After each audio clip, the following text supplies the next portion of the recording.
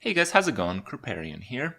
Today I want to give you guys my card reveal for the upcoming Kobolds and Catacombs expansion, provided by Blizzard, of course. They gave me a bit of a mystery package in the form of a weapon. I got the Unidentified Maul. This is a paladin weapon. This is not a legendary weapon, so paladin has its own legendary weapon. It's a rare weapon, and it should come in pretty useful if you save it for the right moment. It uses the new mechanic from Kobolds and Catacombs that is a imprint of an effect on draw. So basically when you draw this card, it becomes one of 4 other very similar weapons. All these weapons cost 3, all these weapons have 2 attack and 2 durability, but they have some pretty cool effects, so let's go over those. The first one is Purifier's Maul. So the ability is when you play Purifier's Maul, it gives your minions Divine Shield. So yes, that can be a pretty powerful effect, but this is an effect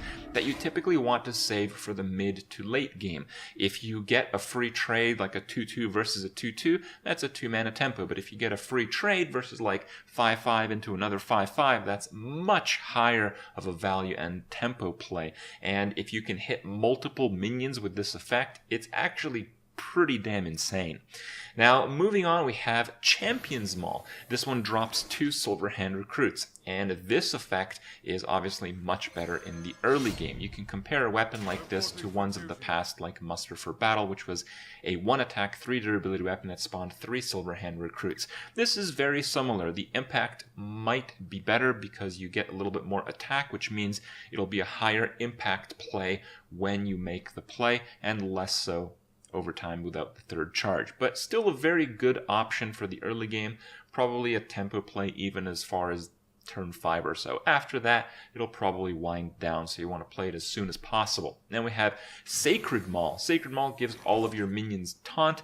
This one is a bit of a quirky one because Taunt is often something you want to use on select minions unless you're playing a Control Paladin deck, and yeah, but because you get the randomness of this, so 1 in 4 times when you draw the Maul, it will become Sacred Maul, give your minions Taunt.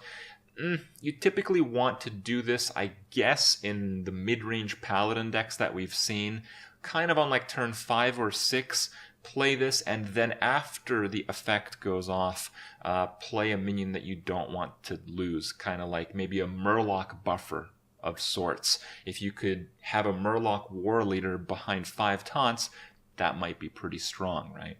Then we have Blessed Maul. Blessed Maul gives all of your minions +1 attack, and again, this is kind of like a mid-range effect. You want to use this to get that extra bit of reach. It's a weapon, so you get the added value later on. Weapons typically have a tempo push effect that is complemented very nicely by higher attack minions on the board. So overall, it is a fairly good, flexible, but if you're knowledgeable enough in Hearthstone's mechanics, I think you'll get a very good use out of this weapon in kind of like a mid-range deck, meaning it might see some constructed play and will certainly have a fairly large impact in my game mode, Arena. Thank you again for Blizzard providing the card. Hope you guys enjoyed my review, and I hope you guys have continuous excitement on the upcoming Kobolds and Catacombs expansion.